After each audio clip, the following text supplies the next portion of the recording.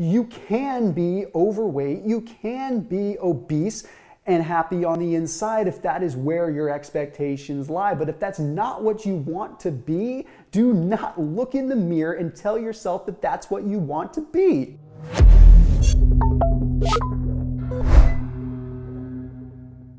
If I had to just continue to love myself and be content with everything, I would still be 300 pounds. Okay? It is okay to hate yourself now and then. I get up in the morning many times and look in the mirror and do not like what I see. This polished reality that we live in right now, where we push on ourselves that we should be having positive affirmations, that we should be telling ourselves all kinds of peachy stuff, is just unrealistic. Now, a lot of people look at me and they say that I'm a pretty positive guy. And the truth is, I am. The reason I'm positive is because I have realistic expectations of myself. Those realistic expectations make it so that I never have a contrast in expectations. Okay? Let me tell you something that is quite honestly something that has helped me immensely in family, in business, in my health, in just about every spiritual component of my life. And that is the fact that the only real time that conflict occurs, whether it's with yourself or with others, is when there is a contrast in expectations. Okay? Before I get too heavy into something that I'm insanely passionate about right now, and before I get super deep on this stuff, please go ahead and hit the red subscribe button, hit that little bell icon, turn on notifications, and then after this video, check out my friends at Magic Spoon down below in the description. Okay? Honestly, one of the coolest cereals I've ever had. They're low carb, keto friendly, no sugar, just awesome adult cereal that tastes like the cereal you used to have as a kid, so you don't feel guilty all the time. You can actually enjoy it. So highly recommend. Check them out down below in the description. You can get some free shipping if you use the link down below. So check it out after you hear this little rant. If I walk into a business setting and I give some expectation that is completely out there, high expectation, and I don't deliver on that, then guess what? The standard was set, expectations were not properly aligned, and conflict arises. I encourage you to tell me any situation in which properly aligned expectations truly result in conflict when you are actually dealing with rational people. My point in saying this is I was 300 pounds, close to it, okay? And I would look in the mirror and I was fine with it. My expectations were aligned with what I wanted to be at that point in time. I just didn't care. But when actuality hit and reality set in, there was not an alignment. And that is when I realized I did not like myself.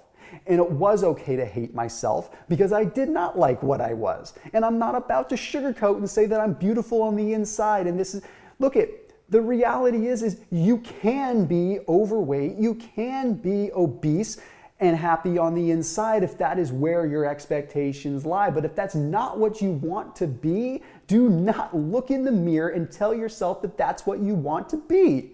It doesn't make sense. And it's the society that we live in today where everyone's a beautiful snowflake and everyone is perfect and everyone just gets whatever they want, okay? And that includes looking in the mirror and seeing yourself being overweight and still being able to have your Snickers. It doesn't work like that. Now, I've built a brand upon like teaching people the right way to eat and to be able to actually have flexibility with their diet because I've been there. And this isn't like a humble bragging, tooting my own horn video. This is truly helpful because one of the biggest things that I have learned, and the impetus of this video, is that it's okay to have anger drive. Why are we not allowed to be angry?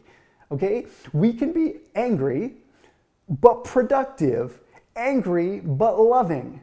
Anger is an emotion, and if you get down into any kind of form of meditative training, you learn that that's okay.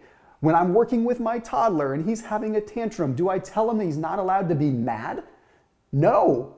I let him be mad and I let him understand why he's mad, and I understand why he's mad. And that madness is an emotion, and that anger is an emotion, and that's okay, and he learns to deal with it. Okay?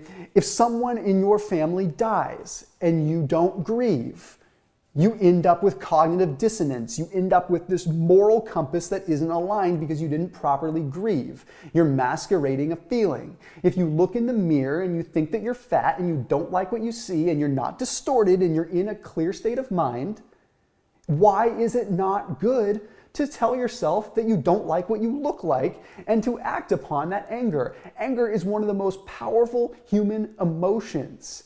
Now, hating yourself internally for everything that you live for, that's a little bit of a different story, okay? Now, that kind of hatred of yourself, where you truly just don't want to do anything because you hate yourself so much, is a hatred that is manifesting from your subconscious, from you being as a child. Things might have happened then. I'm not a psychologist, again, I have to say it. I'm just some dude on the internet that used to be fat, but I feel like I've been around the block a little bit with things.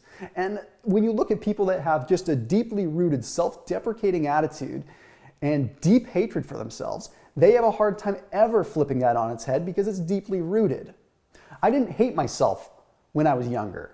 In fact, I actually thought I was decent at things. I actually had decent self-esteem. I mean, I was made fun of a lot and kind of beat up now and then, but I didn't really care.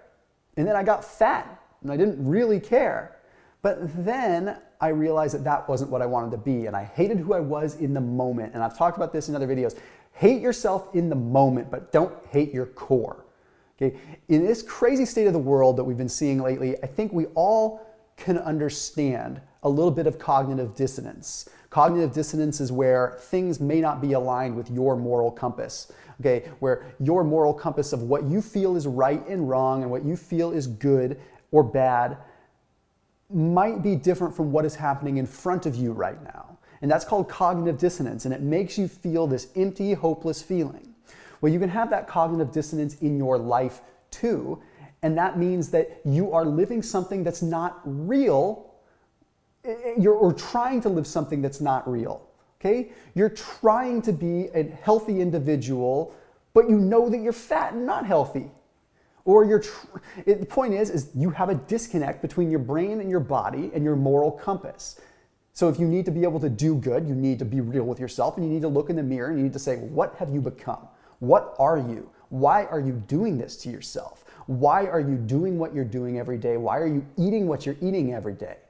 Okay? Don't look in the mirror and say, tomorrow you're going to be a better person, because you're removing yourself from the equation and you're sugarcoating it, just like everything that is just frustrating to us as humans when we see it in society. So I can't tell you how many workouts I go into feeling angry, okay? Not every day. I'm not an angry person. But how many people do you know that would get angry and would sit down and would just dwell on that anger? Or they would use it to validate why they're not doing something. Oh, I'm mad. Oh, I'm sad. Oh, I don't like myself. Oh, I'm depressed. And it's easy to do, especially when you scroll through social media and you just see everyone just throwing in your face why they're perfect. Okay, it's easy to have a sick and twisted look on reality. Okay, so if you hate yourself because of what other people are doing or what other people are saying or what you see from other people, then you have a different problem than hating what you're doing with your life. It's okay to hate the path that you're on. So the day that I looked in the mirror and said, I don't want to do this anymore. This isn't in line with what I want. It wasn't like I had this giant awakening where I just said, oh my gosh, what have I become? Quite honestly, I knew what I was and I was real with myself, and that's why I don't really have any disappointment about it. I was happy with whatever the heck I was doing. Was I healthy? Heck no. Was I happy? I mean, at the time I thought I was happy. In retrospect, no, I wasn't, because I think I feel what real happiness is a little bit more now. But just look in the mirror, be real with yourself. If you don't like something, either learn to like it legitimately by embracing that it cannot be changed, or freaking change it, because you are way more powerful than you're giving yourself credit for right now. So anyhow, something that I felt was important to say. Don't forget to like, subscribe, hit the notification button. See you tomorrow.